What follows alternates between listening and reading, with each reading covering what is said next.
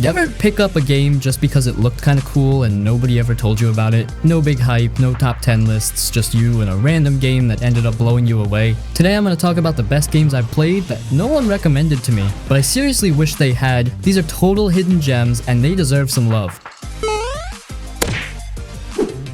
The Saboteur.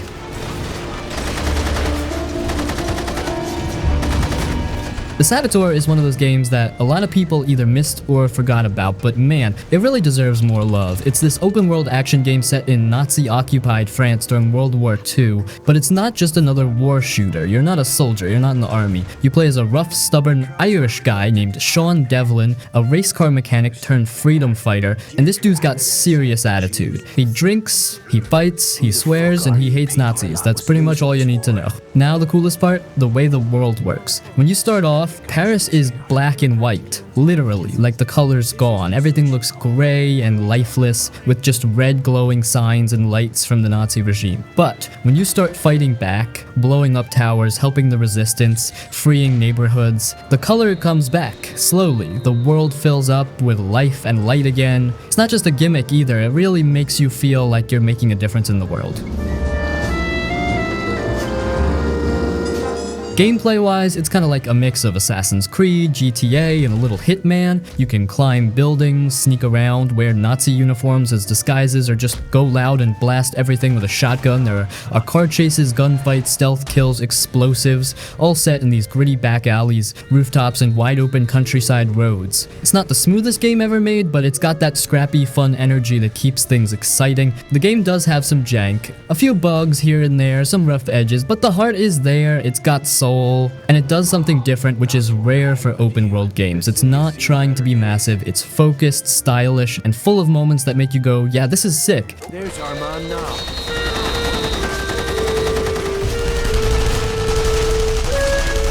The Saboteur came out at the wrong time, got buried under bigger releases, and the studio behind it, Pandemic, shut down right after, so it never got the sequel it deserved. But even as a one-shot, it holds up. It's one of those forgotten gems that actually had something special. Your homeland is such a popular tourist destination.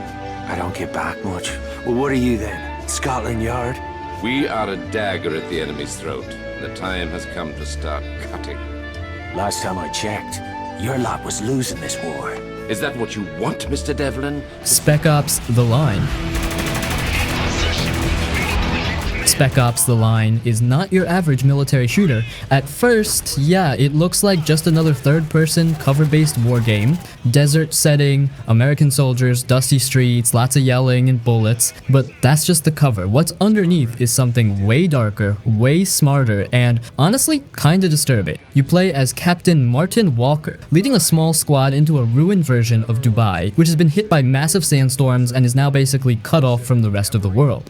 You're there to find survivors, figure out what happened, and maybe rescue a famous colonel who went silent. But the deeper you go, the more everything starts falling apart. Not just the city, but also your mission, your squad, and yourself.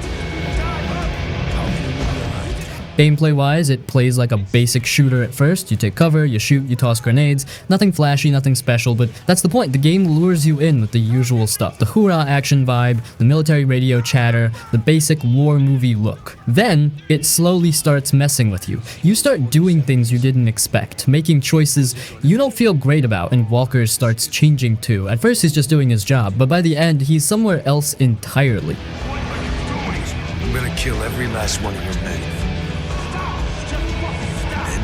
And yeah, the game is heavy. There's one scene, if you played it, you know exactly which one, where the game just hits you in the gut. You think you're doing the right thing, following orders, being the good guy, and then the game pulls the rug out. It doesn't yell at you, it just shows you what you did and makes you sit with it. No joke, it's one of the most powerful moments in any game. If you've never played it, or if you brushed it off as just another shooter, trust me, go back and try it. This game leaves a mark.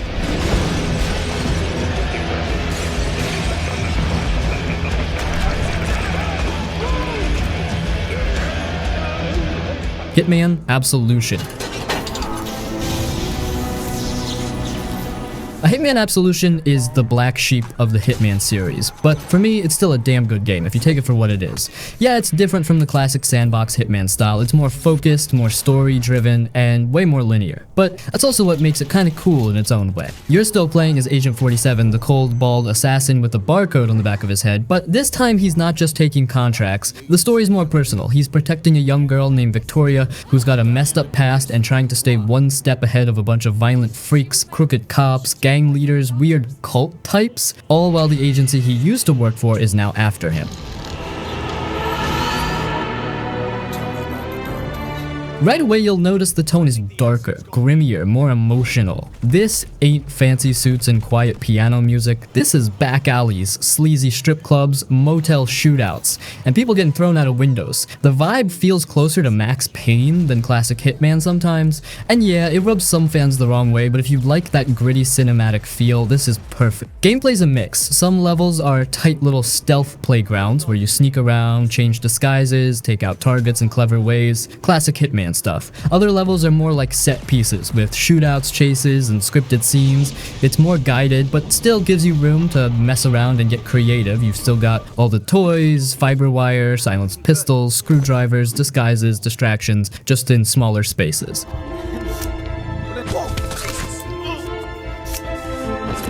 Now, yeah, if you're looking for those big open-ended sandbox levels like in Hitman Blood Money or the newer trilogy, you won't get much of that here, but if you're cool with a more focused, story-heavy approach with strong stealth and some action sprinkled in, Absolution still holds up.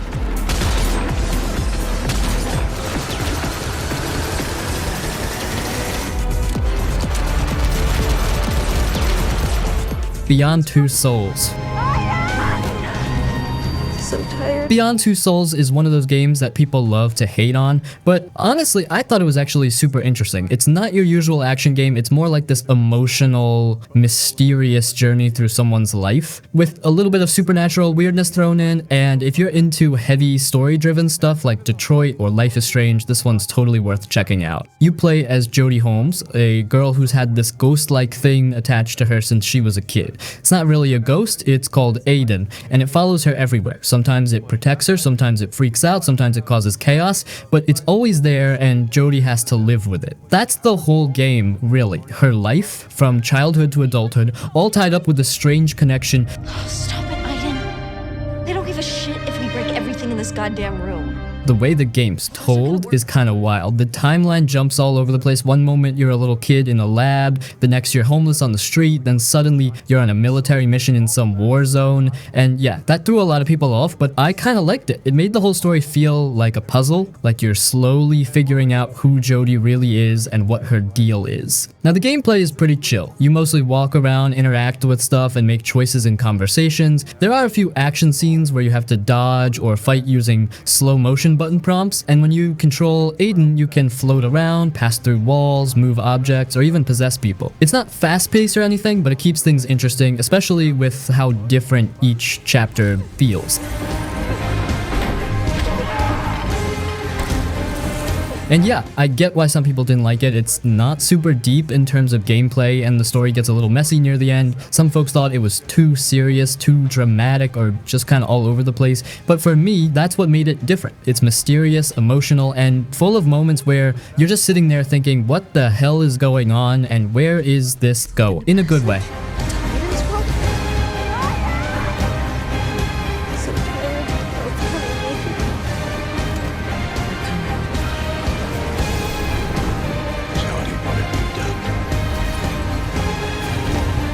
The Wolf Among Us. This whole time! Listen to your wife.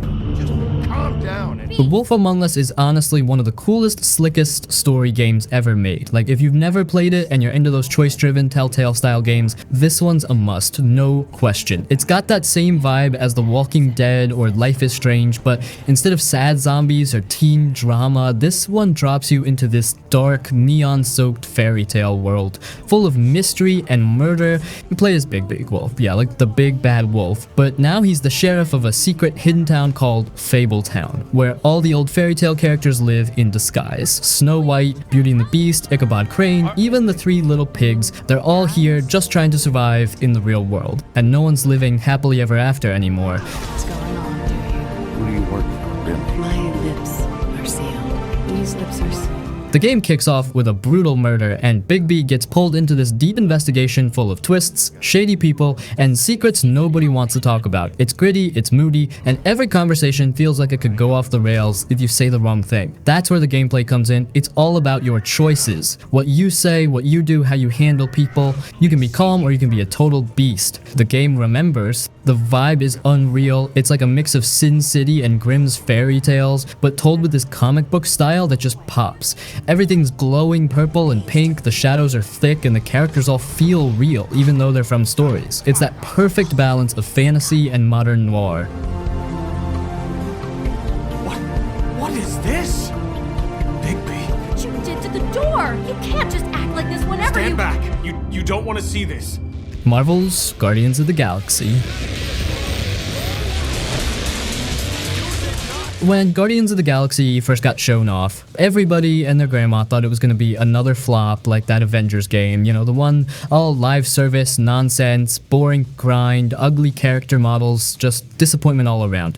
So yeah, people saw Guardians, saw it was just Star-Lord, and kinda dipped. They thought it was going to be more of that same trash, but nah. This game pulled a full 180 and surprised everybody. It turned out to be the complete opposite of that Avengers mess. No battle pass, no grind, no multiplayer fluff, just a full-on single-player, story-driven, high-quality experience with heart, humor, and actual fun gameplay.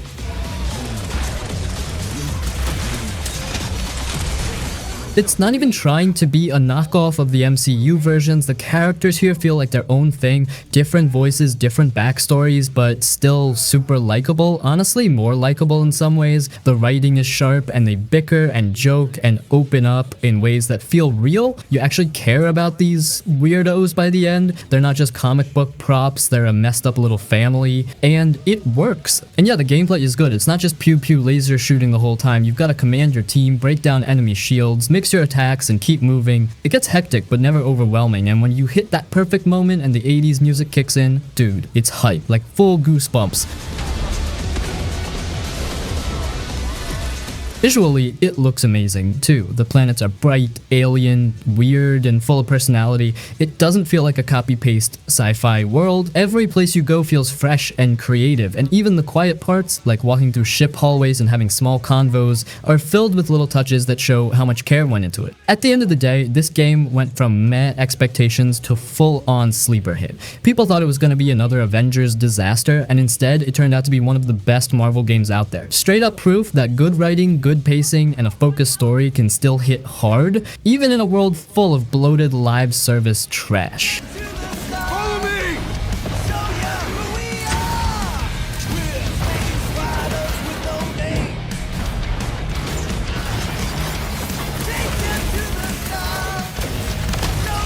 The darkness. The Darkness is one of those forgotten gems from the Xbox 360 and PS3 days that honestly deserves way more love than it gets. If you've never played it or maybe never even heard of it, don't feel bad, a lot of people missed it. But this thing was special, man. Real dark, real moody, and surprisingly emotional. You play as Jackie Estacado, a hitman for the mob, who, on his 21st birthday, finds out he's got this ancient evil power inside him called the Darkness. It's not just a cool name, it's a full-on demonic force that lives in him, talks to him, and lets him do all kinds of crazy stuff. Like you can summon creepy little goblin creatures, rip out people's hearts, shoot tentacles through walls, even create a black hole that sucks enemies in. It's brutal, it's bloody, and it feels awesome.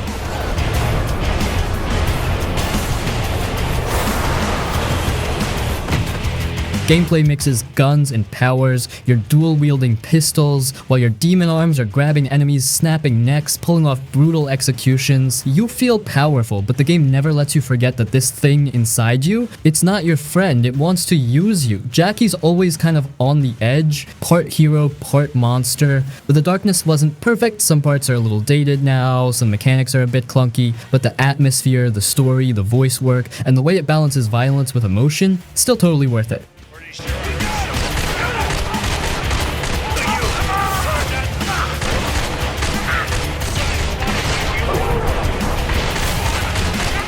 Bad Max.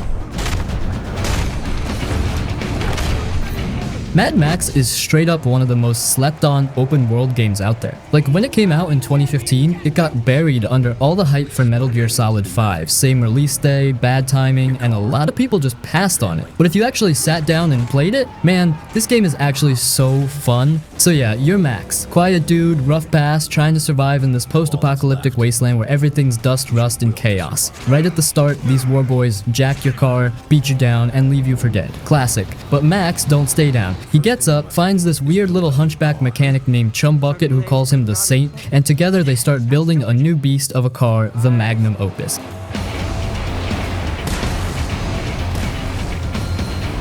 That car, it's everything. Your lifeline, your weapon, your ride or die, the whole game is built around it. You upgrade it piece by piece, better armor, spike wheels, nitro boost, a giant harpoon, and then go full Mad Max mode, tearing through enemy camps and convoys. The driving combat is so satisfying. You're ramming fools off the road, yanking drivers out of their cars, blowing stuff up mid-chase. It's pure action movie chaos.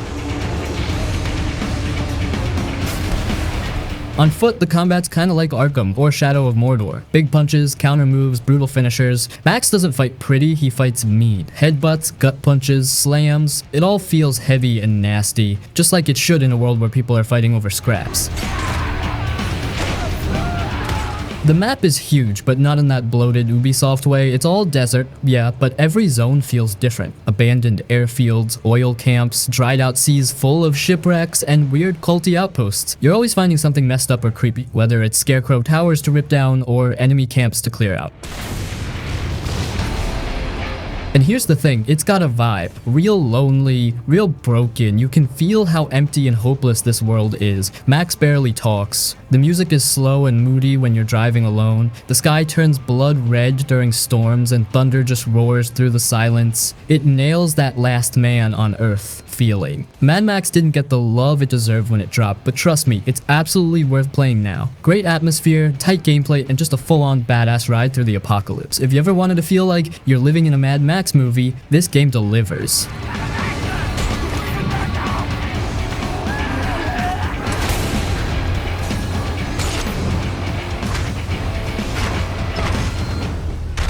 Titanfall 2.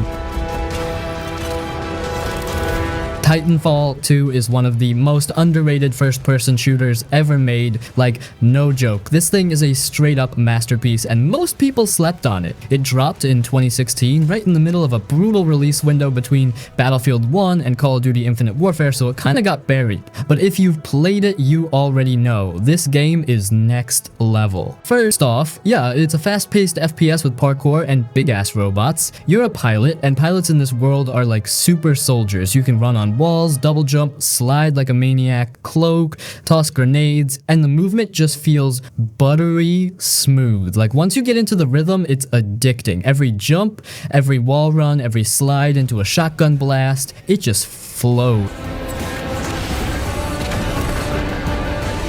But what makes Titanfall 2 special isn't just the movement or the sick multiplayer, though that's amazing too. It's the single player campaign. Yeah, a short one, only like 5-6 hours, but it's pound for pound one of the best FPS campaigns ever made. You play as Jack Cooper, a regular rifleman who ends up bonding with a Titan named BT-7274 after their original pilot dies in battle. And yeah, BT's a robot, but by the end of the game, you'll love him like a bro. The writing is tight, the humor is dry, and the bond between Jack and BT is surprisingly emotional. And the missions? Dude, they do not miss. Every level has some kind of twist or gameplay hook that makes it stand out. 1 minute you're doing classic Titan combat, stomping through enemies, punching other mechs, launching missiles. The next minute you're in this mind-blowing time travel level that people still talk about to this day. If you know, you know. That level alone is better than entire campaigns from other shooters.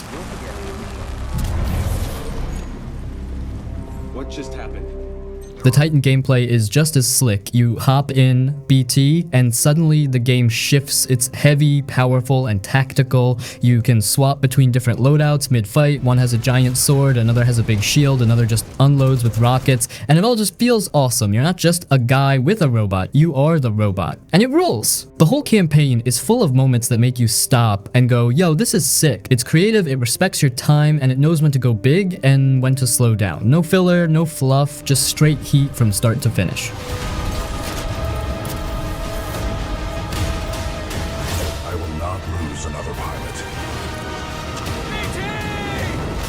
Wolfenstein 2: The New Colossus.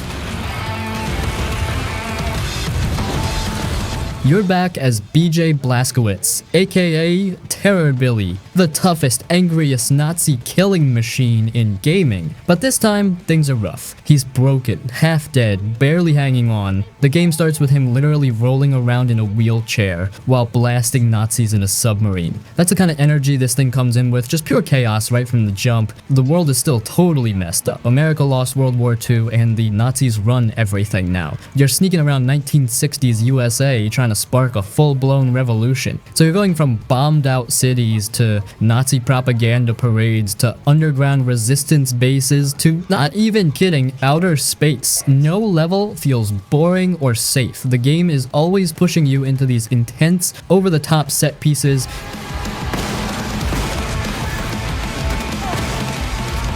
Combat is brutal and fast. You dual-wield machine guns, shotguns, laser rifles, whatever you want, and it's violent. Heads pop, limbs fly, blood sprays everywhere. You feel unstoppable, even when you're barely holding on. The shooting feels heavy and chunky and raw, like old-school FPS done right, but with modern polish.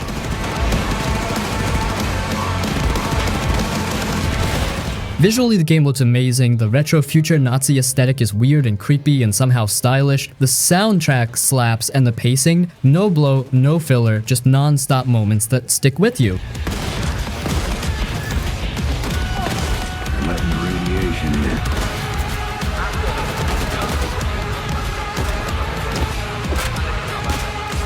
in. Tales from the Borderlands. Tales from the Borderlands is honestly one of the best things Telltale ever made. And yeah, I'm saying that even with Walking Dead and Wolf Among Us on the table. Like, this game, it's got heart, it's got laughs, it's got moments that'll low-key catch you off guard emotionally. And yeah, it's set in the Borderlands universe, but you don't even need to be a big fan of the main games to love this one. It stands on its own. You play as two main characters, Reese, this wannabe corporate dude who works for the mega company Hyperion, and Fiona, a street-smart con artist from the planet Pandora. They're both telling their own version of the same story, and neither of them is 100% honest, which leads to some hilarious, wait, that didn't happen kind of moments. That setup alone keeps things fresh the whole way through. You're only going to get yourselves killed. Or worse. The tone is straight up fun. It's goofy and fast and super well written. The humor actually lands, like laugh out loud funny at times, but it never feels like it's trying too hard. It's got that Borderlands vibe, loud, sarcastic, kind of unhinged, but this time with a way more focused story and actual character growth. And yeah, it's a Telltale game, so it's all about choices, dialogue, and those big oh no moments where you have to decide something fast and live with it. But compared to other Telltale stuff, this one's way more stylish. This scam was our biggest yet. What really hits though is how much you end up caring. Like, yeah, it's funny and chaotic and full of dumb jokes, but underneath all that, there's a real story about friendship, trust, betrayal, and growing up in a world that's pretty much garbage. By the time it ends, you're like, dang, I wasn't ready for the feels. Tales from the Borderlands didn't get enough attention when it dropped, but it's honestly top-tier storytelling, not just for Borderlands fans, but for anybody who loves good characters and a wild, fun ride. It's one of those games that people always end up loving after they try it. Quiet all of a sudden.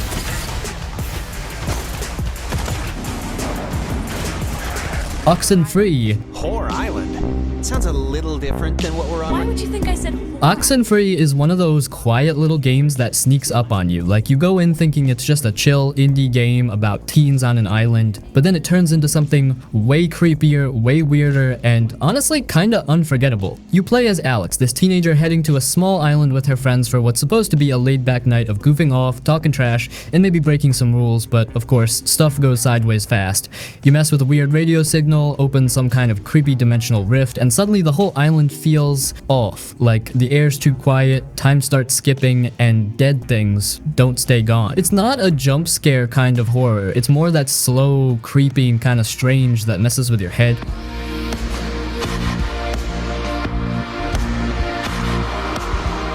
The gameplay is super simple. You walk around, explore, and talk, a lot of talking, but it's really well written. The way characters interrupt each other or change tone mid-sentence or go quiet during heavy moments, it feels real, natural, and the choices you make in conversations actually shape how your friends feel about you and how the story plays out.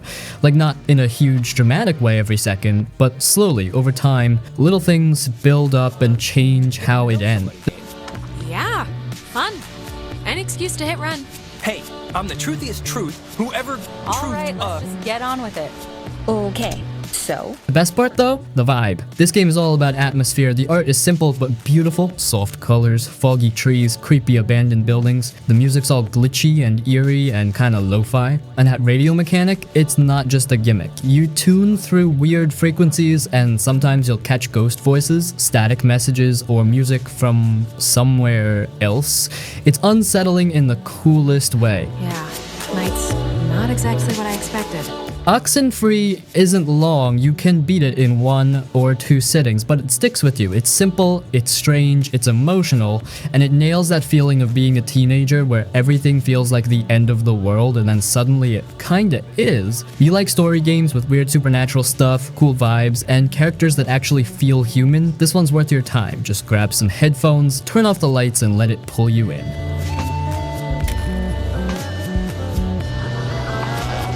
Stations that don't exist. Oh my god. Road 96. Road 96 is one of those games that just feels different. Like, yeah, it's a road trip game, but not the kind with happy songs and cute diners. This one's about running from a messed up country, trying to escape to freedom, and hoping you don't get caught along the way. Every trip is a gamble, every stop is a new story. You play as different teenagers trying to cross the border of a fictional place called Petria. It's got a corrupt government, protests, people disappearing, the whole place is falling apart, and you're just trying to get out. But here's the twist. Every playthrough is different. Different characters, different choices, different paths. One time you might hitchhike with a weird conspiracy nut. Another time you're helping a bandit rob a gas station. Or maybe you're just walking alone through the desert, hoping someone picks you up before you pass out. The way it's set up is kind of like a road movie, chopped up into pieces. You move through random scenes, gas stations, motels, mountain trails, diners, back roads, and each one gives you a bit more of the world, politics, and the people trying to survive in it. You meet a bunch of recurring characters along the way, and every time you run into them, their story moves forward. Some are funny, some are sad, some are just plain weird, but it all connects. What really makes it work is how personal it feels. You're not playing some hero with powers, you're just a scared kid with a backpack and a dream of crossing the border. You make choices that might save you or screw you. Do you steal gas money? Do you rat someone out to the cops? Do you trust the guy with the shotgun in the backseat? It's all up to you. And those choices affect the world too. Little by little, your actions push the country closer to change, or not. Say what now? Oh, hi, Jared. Visually, it's got a cool, artsy style, bright colors, soft edges, kind of like a watercolor painting mixed with low poly 3D. The music is also top tier, chill, moody indie tracks that totally nail that bitter, sweet road trip feeling. Road 96 isn't some giant blockbuster, but it's got soul, it's got heart, and it knows how to make you feel like you're really out there on the road chasing something that maybe feels impossible, but you still gotta try. Definitely one of those hidden gems more folks should play. And their journeys have only just begun. Each decision could shape your destiny and Petria's too. Time for you to hit the road. Brothers, A Tale of Two Sons. You play as two brothers, both at the same time, and I mean literally one on the left stick, one on the right. It sounds weird at first, but once you get the hang of it, it just clicks. They move together, solve puzzles together, climb stuff, carry each other. They're always helping each other out. You feel that connection through the controls, not just the story. It's like the game's teaching you how close they are without saying a word. The story's about them going on this big journey to find a cure for their sick father. That's the whole setup. They leave home, walk through forests, mountains, mountains, caves, villages, all kinds of places, some beautiful, some scary. And along the way, you see these tiny little moments between the brothers. One might pet a cat, the other might scare a goat, one might help a person out, the other just wants to keep moving. And the world is kinda like a fairy tale, but darker. You'll see giants, weird creatures, creepy ruins, all sorts of stuff that feels magical, but also a little sad. The game doesn't over-explain anything, it just lets you experience it, like a dream you're walking through. But what really makes this game special is what it does near the end. I'm not gonna spoil it, but there's a part that hits hard, not just emotionally, but how it uses the gameplay to deliver that moment. No cutscene, no dialogue, just your hands on the controller, and suddenly everything feels different. It's one of those rare times where the game makes you feel something just by changing how it plays. And that part, yeah, you'll know it when you get there. If you've never played it, go in blind, just sit down with a controller, let it take you for a ride, and don't rush it. Trust me, it's worth it.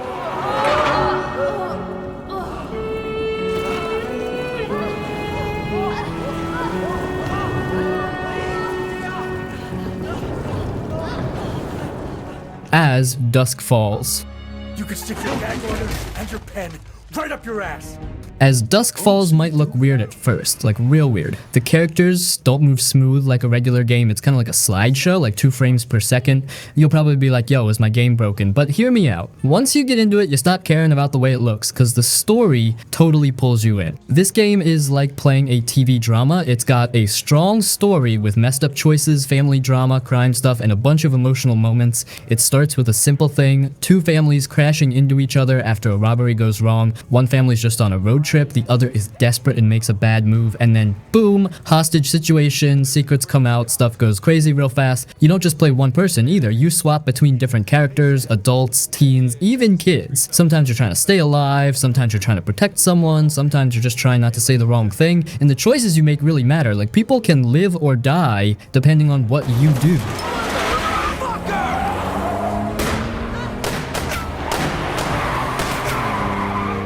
Yeah, there's no running around or shooting or puzzles, it's just you picking what to say, what to do, and watching the story play out. But it works, and really interesting just after you get that jarring slideshow art style. So yeah, the animation's kinda janky and takes a minute to get used to, but if you like games like Life is Strange, Telltale's Walking Dead, or Heavy Rain, this one's absolutely worth your time. The story's strong, the choices matter, and by the end, you'll be thinking about everything you did. Give it a shot, just get past the weird look, and it'll grab you. Improvising. I'm not just gonna abandon you. Family means sacrifice. American Arcadia. American Arcadia is one of those games that feels like a hidden gem you just randomly stumble into, but once you're in, you're like, wait, why aren't more people talking about this? So here's the deal. It's kind of like if The Truman Show met Inside, with a little bit of Papers, Please sprinkled in. You play as this regular guy named Trevor, who lives in this 70s style city where everything seems chill on the surface, but turns out he's actually being watched 24/7 on a live TV show without even knowing it. Like straight up reality TV, but creepy. And yeah, when he finds out, he tries to escape. The cool part is that the game doesn't just stick to one style. Half the time you're playing as Trevor, doing classic side-scrolling platformer stuff, running, climbing, hiding, dodging, security, kind of like Limbo or Inside, but the other half you play as Angela, this hacker girl trying to help him escape from behind the scenes. And when you're her, it switches to a full 3D first-person view where you're solving puzzles, messing with computers, unlocking doors, stuff like that. It flips back and forth and keeps things fresh the whole way through. Yes, I got it!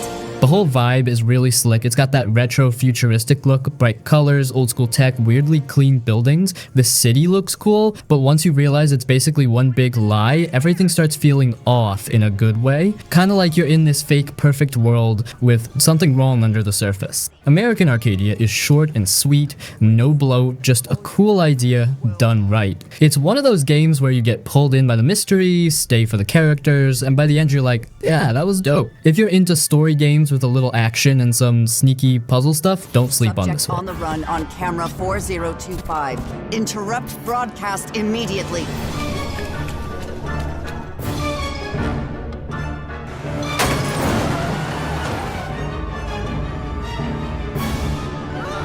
Battlefield Hardline campaign. Battlefield Hardline's campaign is one of those weird ones that people kind of forget even exists, but honestly, it's way better than most folks give it credit for. Like, yeah, it's not your typical Battlefield game where you're in a war zone blowing up tanks and parachuting into chaos. This one's different. It's more like a cop show with crime drama vibes and a whole lot of yo, what's really going on here energy. You play as Nick Mendoza, a cop in Miami who's trying to do the right thing in a world full of dirty cops and messed up drug deals. The story plays out like a full-on TV series. I'm talking episode recaps, cliffhangers, cutscene fades like you're watching an HBO show. It's cheesy at times, sure, like CSI meets Bad Boys, but it kind of works. You're not just running and gunning the whole time, there's actual story, characters, betrayal, and some solid twists.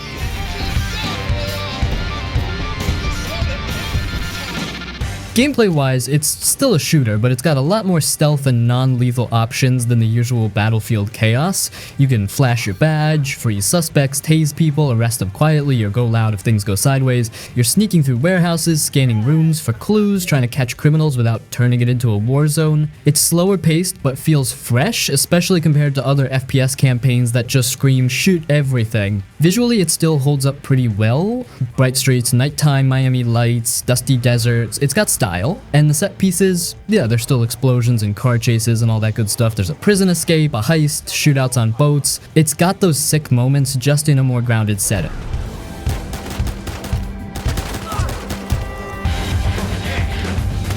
The campaign's only about 6-8 hours, and honestly, it never drags. It keeps moving, mixing quiet detective stuff with action scenes, and every episode feels a little different, and since it's not tied to the usual military Battlefield stuff, it stands out. It's like the one time the series took a risk and tried something more personal, more story-focused. Battlefield Hardline isn't the best FPS ever made, but its campaign, definitely one of the most unique in the Battlefield series. If you're into crime shows, undercover cop stories, or just want a shooter that slows down and does something different, this one's worth checking out. Real underrated.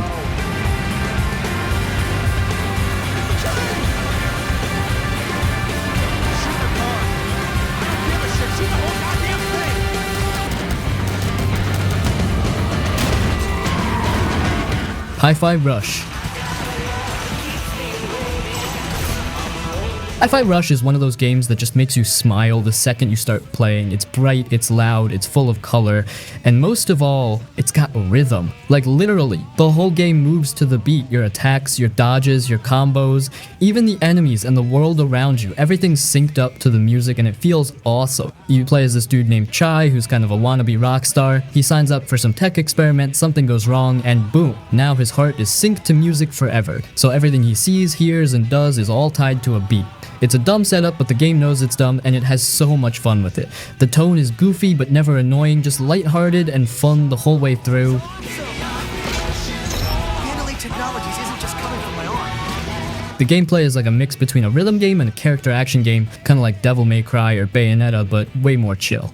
You don't have to be perfect with your timing, but if you land your hits on beat, you do more damage, your combos look flashier, and the music kicks in harder. It's super satisfying, and when you're in the zone, you feel like a total badass. Every level is a full-on music video. Platforms move on the beat, background objects bounce to the rhythm, even boss fights feel like giant concerts. The art style is cartoony in the best way, like a Saturday morning cartoon mixed with a comic book. And the animation? So smooth, so clean, so fun to watch.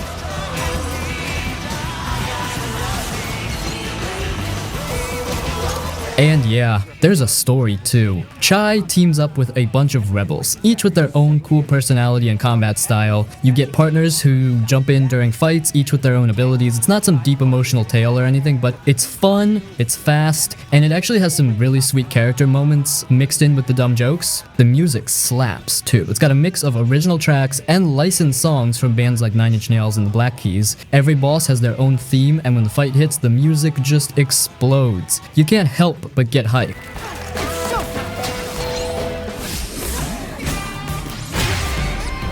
What's wild is that this game dropped with zero marketing, just shadow dropped out of nowhere, and somehow ended up being one of the freshest, most creative games in years. No microtransactions, no bloat, no games as a service junk, just a full, polished, complete game made with love.